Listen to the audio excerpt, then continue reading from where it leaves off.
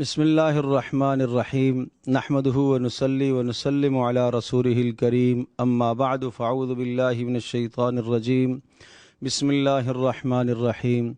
سیقول السفہاء من الناس ما ولاہم عن قبلتہم التي كانوا علیها قل للہ المشرق والمغرب یہدی من یشاء الی صراط مستقیم صدق اللہ مولانا العظیم۔ دوسرے سپارے کے آغاز میں تعیین قبلہ کو بیان فرمایا، چونکہ پہلے سپارے کے آخر میں بات آئی تھی حضرت ابراہیم علیہ السلام کی ملت کی، تو حضرت ابراہیم علیہ السلام نے بیت اللہ کو تعمیر فرمایا۔ پیارے پیغمبر صلی اللہ تعالی علیہ وسلم جب مکہ مکرمہ سے ہجرت کر کے مدینہ طیبہ تشریف لے گئے تو حضرت صلی اللہ تعالی علیہ وسلم نے کچھ وقت تک کے لیے تقریباً 17 سے 18 ماہ حضرت صلی اللہ علیہ وسلم نے بیت المقدس کی طرف رخ کر نمازیں پڑھی ہیں۔ اس موقع پر یہودیوں نے بھی، مشرکین نے بھی اور دیگر لوگوں نے اعتراضات کرنا شروع کر دیے کہ یہ نبی اپنے آپ کو حضرت ابراہیم علیہ السلام کی طرف منسوب کرتا ہے، لیکن ابراہیم علیہ السلام کا قبلہ انہوں نے کیوں چھوڑ دیا؟ تو اس کی حقیقت سمجھائی کہ در حقیقت رسول اکرم صلی اللہ تعالی علیہ وسلم کی ایک خاص نشانی ہے جو گزشتہ کتابوں کے اندر آئی ہے، وہ یہ کہ پیارے پیغمبر صلی اللہ تعالی علیہ وسلم دونوں قبلوں کا استقبال کریں گے اور کچھ وقت بیت المقدس کی طرف استقبال کرنے کے بعد اپنی نمازوں میں پھر واپس اللہ کی طرف سے حکم انہیں بیت اللہ کی طرف آ جائے گا اور بیت اللہ کی طرف ہی رخ کرنے کا حکم آئے گا۔ تو اس پہلے رکوع کے اندر قبلے کی تعیین کا اور اس پر ہونے والے جو سوالات تھے ان تمام سوالات کے جوابات دیے گئے، اور ساتھ یہ سمجھایا گیا محمد صلی اللہ تعالی علیہ وسلم کی بعثت کو، رسالت کو، اور اسی طرح سے رسول اللہ صلی اللہ تعالی علیہ وسلم نے جو کچھ وقت کے لیے بیت المقدس کی طرف رخ کر کے نماز کو پڑھا، یہ سب باتیں یہود و نصارہ اس طرح سے جانتے ہیں جس طرح سے کوئی آدمی اپنی اولاد کے تمام احوال سے آگاہ اور واقف ہوتا ہے، اس طرح سے انہیں پتہ ہے، اس لیے کہ انہوں نے گزشتہ کتابوں کے اندر یہ ساری تفصیل پڑھی۔ اور اس کے بعد انسان کو اس دنیا کے اندر زندگی گزارنے کے 3 بڑے اہم اصول دیے گئے۔ تہذیب الاخلاق، اپنے اخلاق کو کس طرح سے سنوارا جائے، اور نمبر 2 تدبیر منزل، اپنے گھروں کی تربیت کیسے کی جائے، اور نمبر 3 سیاست مدنیہ کے احکام میں امور سلطانیہ کے ایک اسلامی ریاست جب آ جائے تو اسلامی ریاست کس طرح سے ملک کے نظم اور نسق کو بہتر کرے گی اور کس طرح سے وہ کن قوانین کے تحت ملک کو چلائے گی۔ تو یہاں سے 3 بڑے اہم اصولوں کو بیان کیا گیا۔ چنانچہ جو پہلا اصول ہے تہذیب الاخلاق، کہ اخلاق کو کس طرح سے سنوارا جائے، اس تہذیب الاخلاق کو سنوارنے کے لیے ضابطے بتائے، احکام دیے۔ نمبر 1 ذکر، نمبر 2 شکر، نمبر 3 صبر، اور نمبر 4 نماز، اور نمبر 5 تعظیم لشعائر اللہ، اللہ کے شعائر کی نشانیوں کی تعظیم کرنا۔ یعنی ایک آدمی اپنے آپ کو اگر سنوارنا چاہتا ہے، بہتر کرنا چاہتا ہے، نفس کی اصلاح کرنا چاہتا ہے تو فذکرونی، اللہ کو کثرت سے یاد کرے۔ اس کثرت سے یاد کرنے میں تلاوت بھی ہے، اس میں نماز بھی ہے، ہر آن ہر گھڑی اللہ کی طرف اس کا دھیان رہے۔ نافرمانی سے بچنے کے لیے سب سے مجرب ذریعہ یہی ہے کہ اس کے دل میں اللہ کی ذات عالی کا استحضار موجود رہے،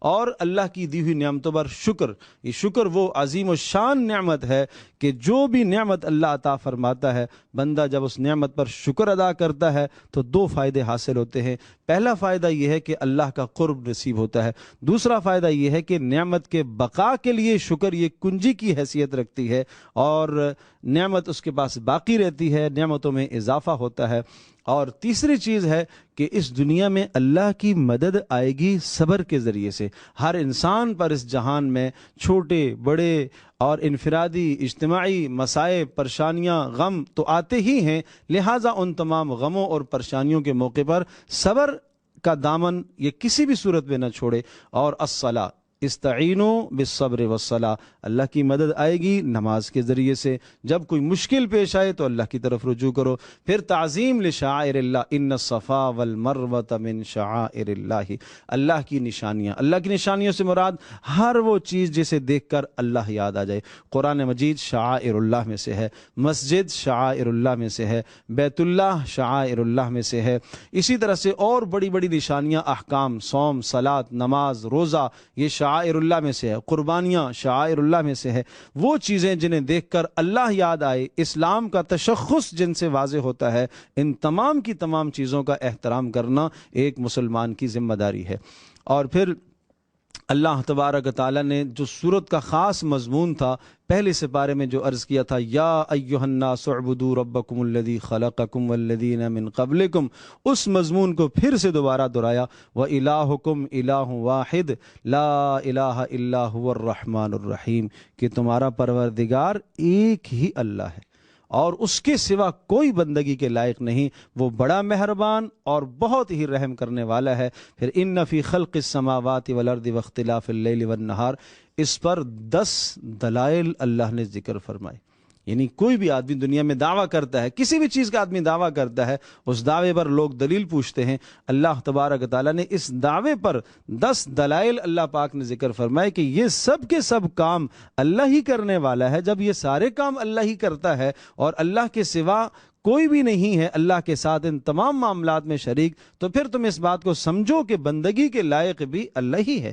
پھر جو اس دنیا کے اندر اللہ کو چھوڑ کر غیروں کی بندگی کرتے ہیں، یا جو محبت اللہ کو دینی چاہیے وہ محبت اللہ کے علاوہ کسی اور کو دیتے ہیں، وَمِنَ النَّاسِ مَن يَتَّخِذُ مِن دُونِ اللَّهِ أَندَادًا يُحِبُّونَهُمْ كَحُبِّ اللَّهِ والذین آمنوا اشد حبا للہ، کا نہیں، اہل ایمان کے دل میں سب سے اول اور سب سے بنیادی اور سب سے زیادہ طاقتور محبت اللہ کی ہونی چاہیے۔ یہ نہیں کہ انسان اس دنیا کے اندر اللہ کی عظمت جس طرح سے کی جائے وہ عظمت کسی اور کی کر رہا ہے۔ جو محبت اللہ کو دی جاتی ہے وہ کسی اور کو دیتا ہے۔ جس طرح سے اللہ سے ڈرا جاتا ہے یہ ڈر کسی اور کا رکھتا ہے۔ جیسے اللہ پر توکل کیا جاتا ہے یہ توکل اور بھروسہ کسی اور پر رکھتا ہے۔ یہ تو شرک کا شائبہ ہے، یہ تو شرک کے زمرے میں چلا جائے گا، اس لیے اس سے اس کو بچایا گیا۔ اور پھر حلال اور حرام میں بھی اللہ کے اختیار کو،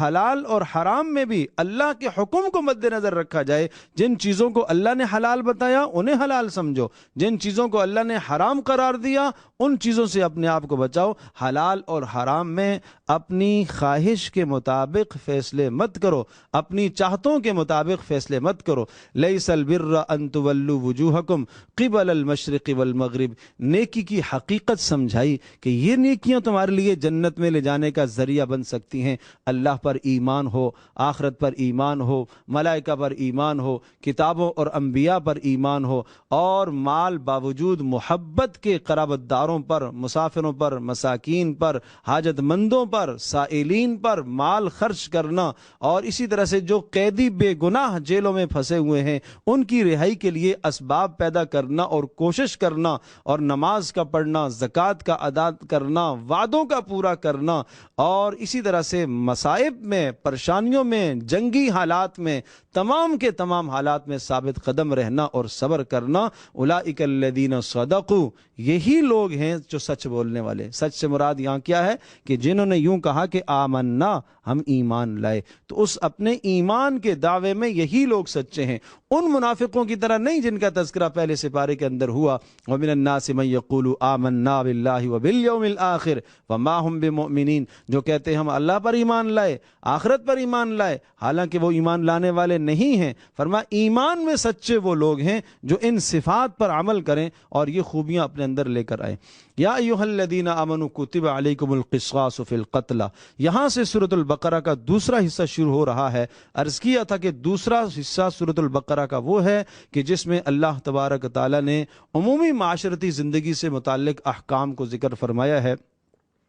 اور یہاں تین چیزوں کے تحفظ کی طرف نشاندہی کی گئی ہے: جان کا تحفظ، مال کا تحفظ، دین کا تحفظ۔ اور ان تینوں چیزوں کا تحفظ ریاست مدینہ حکومت اسلامیہ کی ذمہ داری بتائی گئی ہے کہ یہ امور سلطانی میں سے ہے، اور یہ حکام کی ذمہ داری ہے کہ وہ جانوں کا بھی تحفظ کریں، مالوں کا بھی تحفظ کریں، ایمان و دین کا بھی تحفظ کریں۔ کس طرح سے جانوں کا تحفظ؟ جانوں کے تحفظ کے لیے قصاص کے احکام، تعزیرات کے احکام سنائے، اور یہ قصاص کا نافذ کرنا، تعزیر کا نافذ کرنا یہ حکام کا کام ہے، یہ حکمرانوں کی ذمہ داری ہے، یہ اسلامی ریاست کی ذمہ داری ہے۔ اور اس کے ضمن میں مال کا تحفظ کیسے ہوگا؟ صحیح مصارف میں مال کو خرچ کیا جائے، مال کو بے جا اسراف سے بچایا جائے، اور اسی طرح سے ایک اعتدال سے مال کو خرچ کیا جائے، تاکہ معاشرے کے اندر جو غریب غربا ہیں ان کو زکوٰۃ، صدقات، عطیات کا ایک حصہ مال کا ملے، اور وہ بھی معاشرے میں جینے کے قابل ہو سکیں۔ اور اسی طرح سے جو اصحاب مال ہیں، جن کو اللہ نے مال کی نعمت سے نوازا ہوا ہے، وہ اپنے مالوں کو بے جا اسراف نہ کرے، جس سے معاشرے کے اندر فساد پیدا ہوتا ہے، اور ان کی دیکھا دیکھی پھر غریب غربا بھی ان رسوم کو پورا کرنے کی کوشش کریں گے، اور وہ ان رسوم کو پورا کرنے کے لیے ان کے پاس مال دولت ہے نہیں، ان کو قرض لینا پڑے گا، ان کو چوری کرنی پڑے گی، وہ کسی اور راستے سے، ناجائز راستے سے مال کو حاصل کریں گے، تو اس سے اسلامی معاشرہ درست راہ پر برقرار نہیں رہ سکتا۔ اس لیے مال کا تحفظ بھی یہ ریاست اسلامیہ کی ذمہ داری سمجھائی۔ اور نمبر 3، ریاست اسلامیہ کی ذمہ داری تیسری بھی کہ دین کا تحفظ، دین کے تحفظ کے لیے روزے کے احکام، اور اسی طرح سے اعتکاف کے مسائل اور حج کے احکام سنائے۔ اب یہ دین کا تحفظ ریاست اسلامیہ کی ذمہ داری کس طرح سے ہے؟ چونکہ اسلام یہ چاہتا ہے، اسلام اپنے ماننے والوں کی ترقی چاہتا ہے۔ آپ ہر اعتبار سے ترقی کیجئے۔ جب آپ اسلامی ریاست کو قائم کریں گے تو باہر سے کفار آپ کے ملک کے اندر آئیں گے، آپ کی مسلم آبادیاں باہر جائیں گی، تو جب ان مسلمانوں کا اختلاط غیر مسلم اقوام سے ہوگا تو کہیں ایسا نہ ہو کہ ارتداد کی بو ان کے اندر پیدا ہو جائے، کہیں ایسا نہ ہو کہ ان کے اندر مرتد ہونے کا شائبہ آ جائے۔ اس لیے کہ جب اٹھنا بیٹھنا میل جول ان کا کافر لوگوں کے ساتھ ہوگا تو کافروں کی کچھ اچھائیوں کو یہ لے کر اپنے اندر آئیں گے، ان کے تذکرے کریں گے، اور ان کے تذکرے کریں گے تو آہستہ آہستہ جو کفر کی نفرت ایک مسلمان کے دل میں ہونی چاہیے، آہستہ آہستہ وہ نفرت رخصت ہو جائے گی، وہ نکل جائے گی، اور جس کا نتیجہ ارتداد ہو جائے گا۔ کہیں ایسا نہ ہو کہ یہ مسلمان اپنے ایمان کو چھوڑ بیٹھے اور غیروں ہی کا ہو کر رہ جائے، ان کی ترقیوں کو اور ان کی دنیا کی چیزوں کو اور لذتوں کو دیکھے تو پھر یہ انہی کا ہو کر رہ جائے۔ تو اس لیے یہ ریاست اسلامیہ کی یہ ذمہ داری ہوگی کہ وہ لوگوں کے دین کا بھی تحفظ کرے۔ اور اس کے بعد پھر حج کے مسائل اور احکام ذکر کرنے کے بعد پھر اہل کتاب کی سل بنی اسرائیل کم آتیناہم من آیۃ بینہ، ایک دلیل کے طور پر اہل علم سے پوچھئے، اہل علم، اہل کتاب میں سے، یہود و نصارہ میں سے جو اہل کتاب ہیں ان سے پوچھئے کہ اس دنیا کے اندر اللہ تبارک تعالیٰ نے بہترین اور خوبصورت احکامات ان کو بھی رہنے کے لیے معاشرتی زندگی کے اصول دیے، لیکن جب انہوں نے ان اصولوں پر انہوں نے اللہ پاک کے ان اصولوں کو ٹھکرایا اور ان اصولوں پر عمل نہیں کیا، تو کس طرح سے اللہ پاک نے ان کو دنیا میں ذلیل اور رسوا کیا اور رسوائیاں ان کے مقدر ہو گئیں۔ اور اس کے بعد تہذیب الاخلاق، یعنی اخلاق کو سنوارنے کے اصول بھی ذکر ہو گئے، 5 اصول ذکر کیے تھے۔ اور اب جو ہے تدبیر منزل، ایک گھر کی زندگی کو کس طرح سے بہتر کیا جائے، اس کے لیے عائلی قوانین کو اللہ نے بیان فرمایا، اس لیے کہ گھر کی زندگی کا آغاز ہوتا ہے میاں بیوی کی زندگی سے، یہ گویا کہ خاندان کی اکائی اور بنیاد ہیں، اور اگر میاں بیوی کی زندگی اچھی گزرے گی تو پھر ان دونوں کی زندگی، اچھی زندگی کے نتیجے میں 2 خاندان آپس میں جڑ جائیں گے اور خاندانوں میں محبتیں پیدا ہوں گی، اور اسی سے اسلامی معاشرہ مضبوط سے مضبوط تر ہوتا چلا جائے گا۔ اس لیے عائلی قوانین ذکر فرمائے، اور عائلی قوانین کے اندر جو ہے وہ نکاح کے مسائل کو بڑی تفصیل سے ذکر فرمایا۔ پھر اگر میاں بیوی کے درمیان میں نباہ نہ ہو سکے تو ایسا نہیں ہے کہ مرد بلا وجہ اذیت میں مبتلا رہے، عورت بلا وجہ اذیت میں مبتلا رہے، طلاق کے احکام ذکر فرمائے۔ کوئی بات نہیں، ان دونوں کے درمیان میں جدائی کر دی جائے، مرد کے لیے دوسرا راستہ موجود ہے، عورت کے لیے بھی الگ راستہ موجود ہے، وہ بھی ایک پاک دامن اور نیک اور عفت کی زندگی گزارنا چاہتی ہے، عدت گزرنے کے بعد اس کا نکاح کرا دیا جائے، اور مرد کے لیے بھی دوسری جگہ انتخاب کر لیا جائے، اور ساتھ ساتھ عدت کے احکام و مسائل کو بھی ذکر فرمایا۔ اور یہ کہ اگر میاں بیوی کے درمیان میں کسی بھی موقع پر ناچاقی کی وجہ سے اختلاف ہو گیا اور اس اختلاف کے نتیجے میں اگر جدائی ہو جاتی ہے، اس جدائی کے اثرات بد اولادوں پر ہرگز نہیں آنی چاہیے۔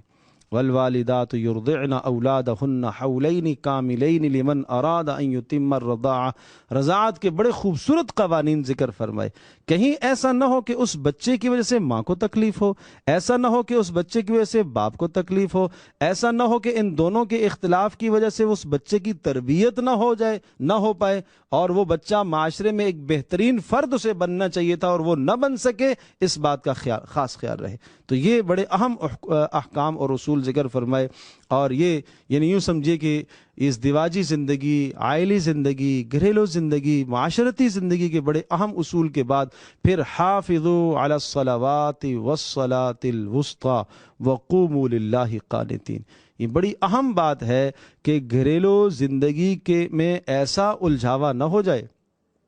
ایسا اختلاف میاں بیوی میں نہ ہو جائے، اس طرح سے نہ ہو جائے کہ تم اپنی اولادوں کی فکر میں دن رات گھلنے لگ جاؤ اور اللہ کے احکام سے تم غافل ہو جاؤ۔ جو مقصد زندگی تھا تمہارا دنیا میں وہ اللہ کی بندگی کرنا تھا، کہیں ایسا نہ ہو اس بندگی سے تم غافل ہو جاؤ۔ اور میاں بیوی کا جب اختلاف ہوتا ہے، گھر میں لڑائی ہوتی ہے، تو اس لڑائی کے اثرات بد اولادوں پر بھی آتے ہیں، اور اس اختلاف اور لڑائی کی وجہ سے آدمی کی عبادت بھی متاثر ہوتی ہے۔ نماز میں کھڑا ہے، ذہن میں وہی لاوے پک رہے ہیں، وہ نماز میں کھڑی ہے، اس کے ذہن میں بھی مختلف وسوسے اور خیال شیطان ڈالتا ہے۔ تو اس لیے ان اختلافات کو نہ بڑھایا جائے،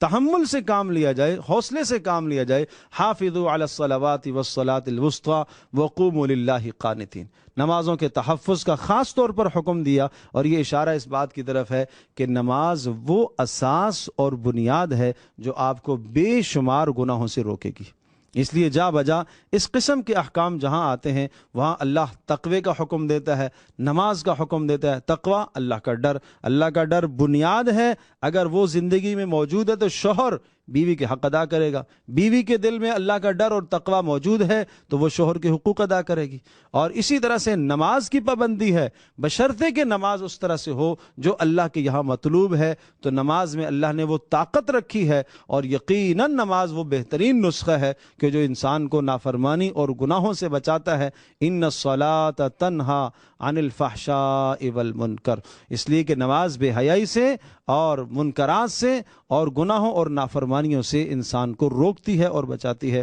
الم تر الی الذین خرجوا من دیارہم وہم الوف حذر الموت فقال لهم اللہ موتوا ثم احیاہم۔ اس کے بعد انفاق فی سبیل اللہ اور قتال فی سبیل اللہ کے احکام نازل فرمائے، اور یہ بھی امور سلطانیہ میں سے ہے، اس کا تعلق بھی اسلامی ریاست کے ساتھ ہے کہ وہ ان قوانین کو جاری کرے۔ اور یہ اللہ تبارک تعالیٰ کی مدد کا دار و مدار اسباب پر نہیں ہے، افراد پر نہیں ہے۔ اللہ کی مدد کا دار و مدار ایمان اور تقوی پر ہے۔ ایمان اور تقوی اللہ تبارک تعالیٰ اگر یہ صفت کسی کے پاس موجود ہے تو اللہ پاک ان قلیل کو بھی کثیر پر اللہ پاک غالب فرمائے گا۔ کم من فئۃ قلیلۃ، فرمایا کہ کتنے ایسی چھوٹی چھوٹی جماعتیں اللہ نے ان کو ایک بڑی جماعتوں پر غالب کیا ہے، اور اللہ تبارک تعالیٰ ہی مدد کرنے والوں کا حامی ہے۔ اللہ پاک استقامت اختیار کرنے والوں کا حامی اور مددگار اللہ ہی ہے۔